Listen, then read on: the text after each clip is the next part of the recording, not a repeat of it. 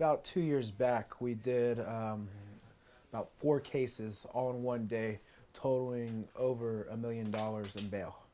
Which, if you're not familiar with the bail industry, $1 million of bail in one go-around is pretty big. So there's a lot of risk on our end of it, meaning that we had to put up a lot of our own money, close to $1 million in surety and assets, guaranteeing that certain people will go to court.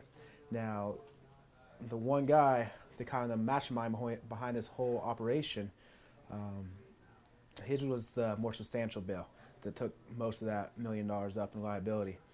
And we just found out through a series of circumstances that he might be trying to go back to his country, which is not the USA.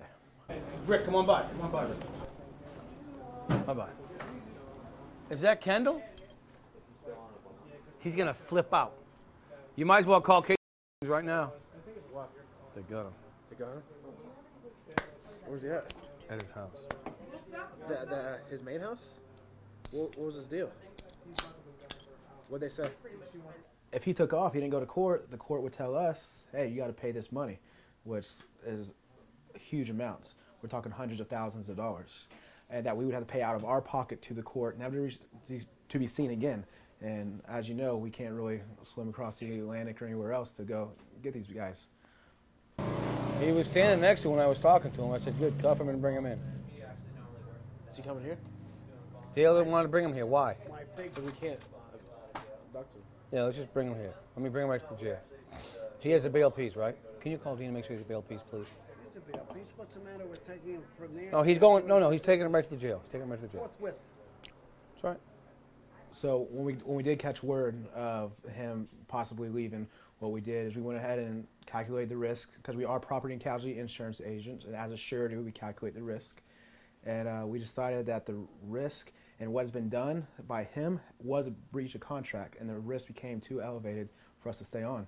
So what we did is we put in motion the process of revoking the bond, meaning he's out, he's free, he's in his home relaxing, he has his court date a couple months from now. We take him from his home and put him back in jail, and he can't be out on bond with us anymore because the risk is too high. And we don't, when I say the risk is too high, we feel like he's not going to come back to court, he's going to flee, and we will be stuck with that amount of money. And the only way to save us from having to pay that amount of money is by putting him back in jail and revoking the bond, meaning that we're completely off of it. Mr. and Ms. How are you doing? This is Joey. I was with you the very first night when you first got out of jail. I did the contract with you. Unfortunately, we're in a situation where we can only do one of two things. One thing is to put Mr. in the handcuffs and take him to the facilities and surrender his bond. Second would be for Mr. to get into Dean's car and ride over here to our Fairfax office where we can sit together. Those are unfortunately the only two options. He has to voluntarily do that, because otherwise we have to take him straight to jail. That's legally what we would have to do. That's fine. Tell him to wait. His attorney is calling him right now. Hold on 1 second. Your attorney's calling you right now, but you can go ahead and ask him. David. That's something that we would need to talk about face to face. Unfortunately, I can't answer any questions right now over the phone. That's why I want to talk to you face to face. That's for this one gentleman. Yes, $500,000 was put up. And when I say put up, with equity assets and with a surety company, it's in form of paper and a lot of notes being involved. But hard cash would have to be delivered to the court if he did not show up for his court date. Unfortunately, I can't answer any questions right now over the phone. That's why I want to talk to you face to face. That's why I would prefer for Mr. I'm not telling you have to. I'm saying I would prefer that Mr. would voluntarily ride in Dean's car over here to Fairfax. You're more than welcome to caravan behind them in your own vehicle. At this time, unfortunately, if he declines to voluntarily ride with Dean, then we will have to place him in custody and take him to the adult detention center. And that's pretty much where our company is at, and that's the same we're going to have to take right now. So do we have an agreement that you'll ride with Dean over here? Alright, so make her a copy after she signs, Yes. and then am I supposed to...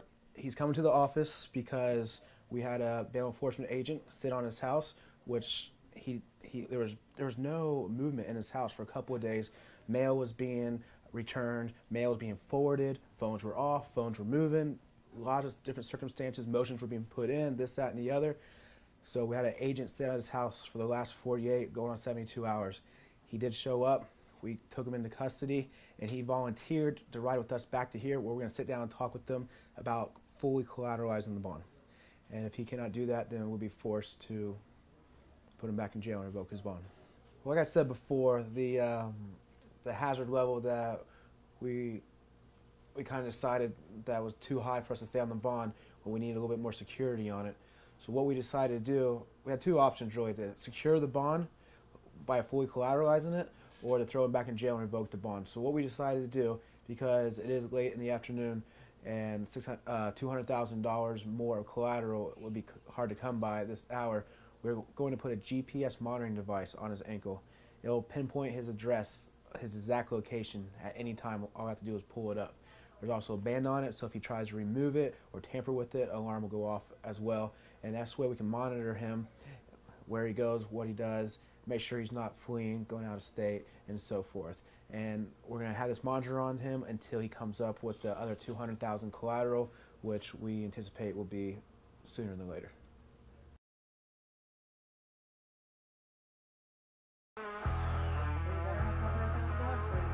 Yeah, well, he already has 300 in escrow, so technically he only needs to put up 200 more. But and then still, if he comes up with that 500 and he leaves, it doesn't matter because you have to leave. yes and no. If we feel like he is going to flee, it is our duty to the Commonwealth to revoke his bond and put him back in jail.